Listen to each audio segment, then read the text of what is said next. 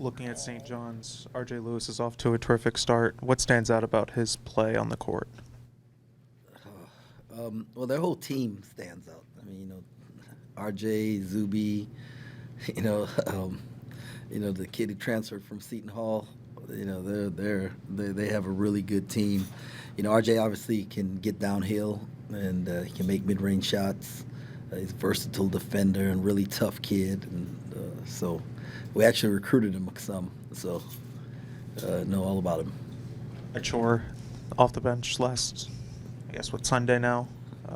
Looked impressive scoring the ball. How has he grown since sort of coming back and being able to get a little more acclimated in the rotation? I don't know that he's grown. He's just been given more opportunity, and had a chance and starting to get a little more comfortable and stuff. So he's a really good player. He can score the ball. He can do a lot of things. He brings energy. And so he'll be getting more opportunities, to show the stuff he can do. What does bring Doug off the bench give you guys off that second unit? Everybody gets caught up in this starting off the bench stuff. I'm not into starters or any of those things. I believe we've got 8, maybe 9 guys in a rotation that can help us win, and any of them can start, any of them can come off the bench. In close games, we got to figure out who the 5 we want to close with. That's what is more important to me. Doug's a valuable part of what we're going to do, and he's going to play. The minutes are going to balance out, and so it's always nice when you can bring someone in when the other team subs and maybe they get a little weaker, you sub and you get stronger. That's always nice. Do you think Doug is figured out or is starting to figure out what it takes to play point guard for you? He's getting there. He's working at it. He's working at it. He's watching film. We're talking. We're doing things in practice. He had a great practice today, and I think both he, CJ, David Castillo, they're all learning and growing, and it takes a little while. I know there's no such thing as an easy game in college basketball, but I'm looking here. You got looks like nothing but hard games left. What are your thoughts about entering the hardest part of your schedule here now? Yeah, it was put together that way to help us get ready for the Big 12, and so we're starting to I feel like the team is starting to figure each other out, and the staff, we're starting to figure the guys out. And so this is going to be a great challenge for us, one game at a time, to see how much we can continue to grow. You still have good memories in New York? Yeah, not great ones, but good ones, my kids, I think it was 2008, we played in the NIT. And we lost in a championship game, but my kids were little, and man, they got to go see the Lion King and do a bunch of things. And I remember when the year was done, the next year they were like, "Man, we want to go to New York again." I was like, "No, we don't want to go to New York.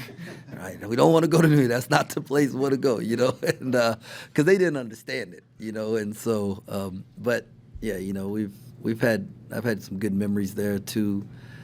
NIT championship games, one that we won, and then obviously we played in the Sweet 16 there at Baylor in 2017, 2018.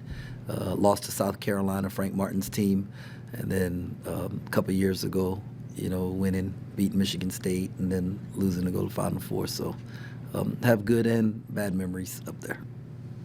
You like to sometimes say sometimes it's as simple as shots fall or they don't. 120 points.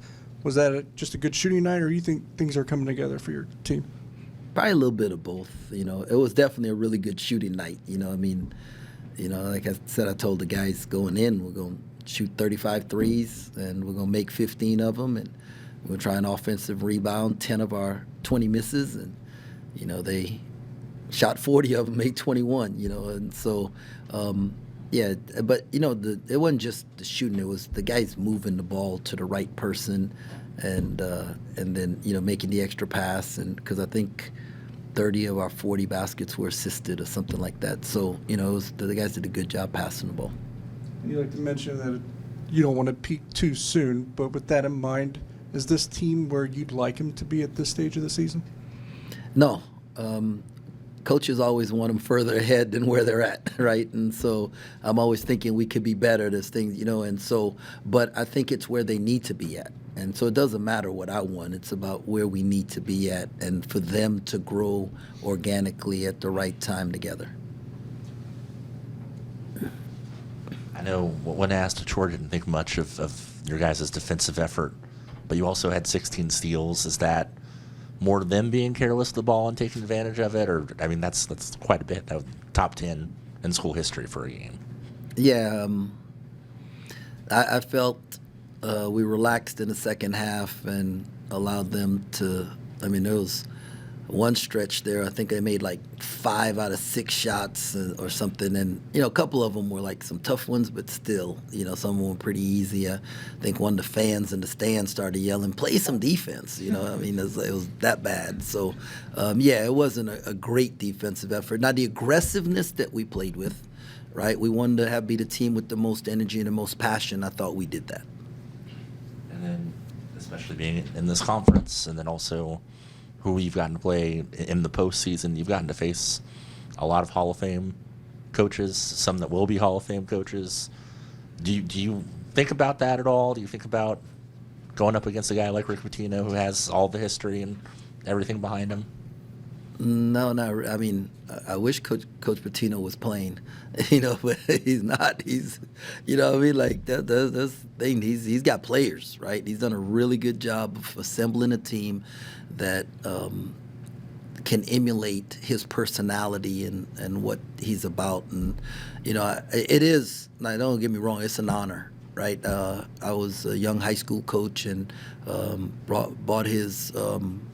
His tapes on his black and white press defense, right? And we did that in high school, press the whole time, and as a player, I found one of his tapes. I think he was at Boston U at the time. It was a individual development tape that I pretty much memorized, did every ball handling drill, all the cone drills, all of those, and, helped me become a better player. That's when I learned, like, you can become a better player by working at it. And as a coach, that's what I wanted to do for my players. So, and then the fact that, Coach Carnesecca just passed away and, we get a chance to go up there and play. So, I mean, there's a lot that it goes into that, as a young person, I never thought that I would be a part of or have a chance to be a part of. And so the blessing that God's given me to be in this situation, and experience all of this, I don't take it lightly. But, it's that I'm sure Coach Pitino will say it's not the coach on the sideline. It's those players that are on the floor that's going to make the difference. You said you're building towards the Big 12. The fact that it's an expanded Big 12 schedule, does that kind of force you to accelerate the building process? Do you have to kind of do it faster, or how do you balance the strength of schedule? Yeah, when you have to pick up 2 more conference games, then it makes you kind of cut back on the number, because I think initially we wanted to play like 6 or 7 high major teams in the non-conference, but when you pick up 2 more Big 12 games, you have to drop 2 games from the non-conference. Well, it wouldn't make sense to, in my opinion, to drop, to play 7 high major games in the non-conference and then turn around and play 20 in our league. And yeah, that's really not, especially when you have to rebuild your team, and Lord willing, we don't have to do this every year, but when you have to rebuild your team, there's just so much that you have to teach them. And some of it I forget that I need to teach them, like, oh crap, we haven't gone over that, and so yeah, it does make you change how you do things.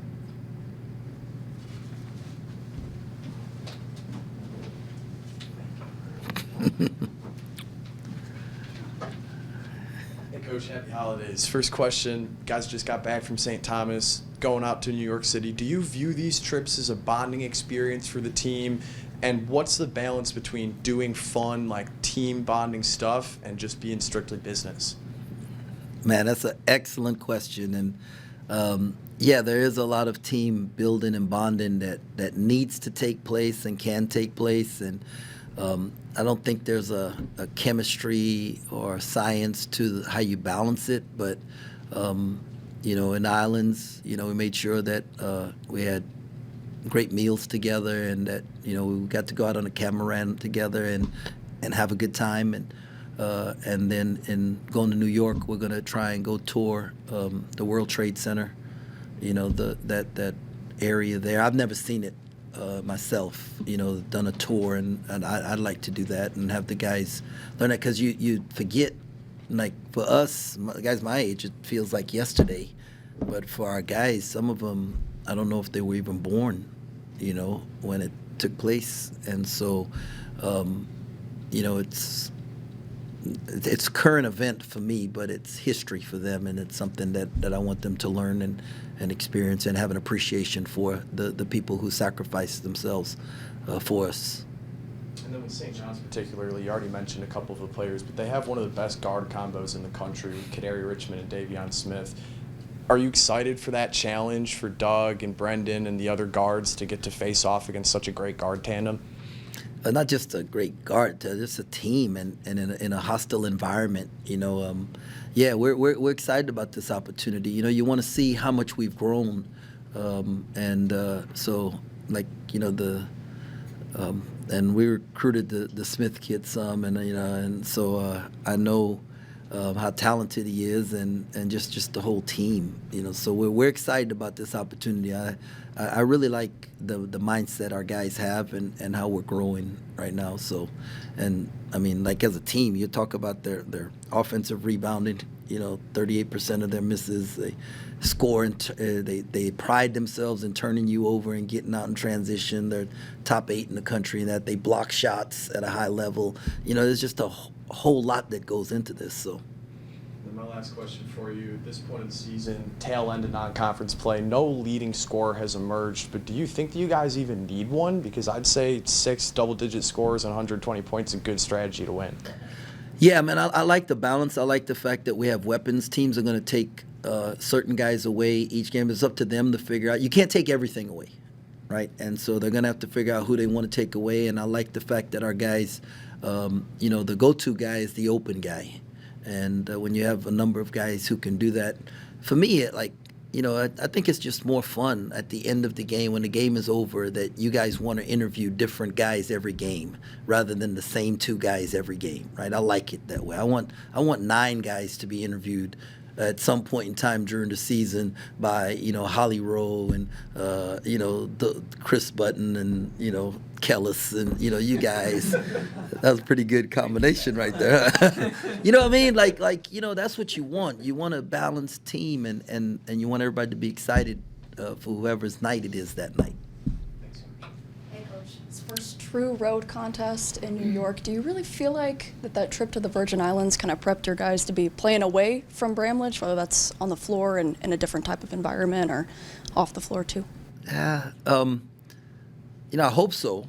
I hope it did. But the fact that we get to play a true road environment before we get into the Big 12 and face those road environments, that's probably what I'm more excited about. Yeah, and I want to ask you about C.J. Jones too. Have you continued to be as pleased with him through the last couple games as you were kind of before things got rolling earlier in the season? No, CJ. I think CJ's kind of relaxed a little bit. He's not as aggressive as I want him to be, and or commanding. When you play the point guard position, you can't be quiet. You not only have to talk, you have to command your team.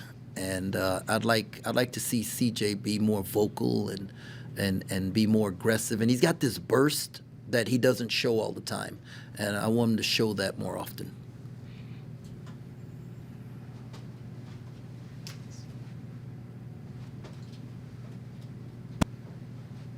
You mentioned something interesting about how Pitino's built this team that sort of emulates his personality. I think we've all seen the personality that Pitino has, but what are some of the traits that a Pitino team has when they're at their best?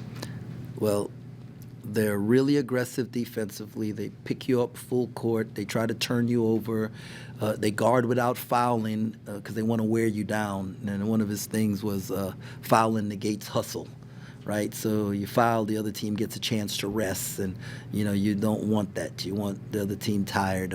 Offensively, they put a lot of pressure on the rim by driving the ball hard and then throwing the ball to the open person. They get a steal, they pitch the ball ahead so they can go get layups. They don't dribble steals, and then on a missed shot, they've got guys going to the glass because they want second chance shots.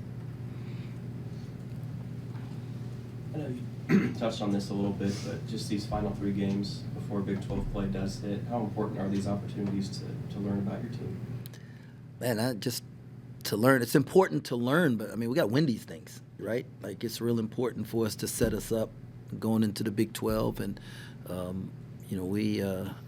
these next few games, they're all potential NCAA tournament teams, and so those are the kind of games you want to play and see where you're at and show where you're at also.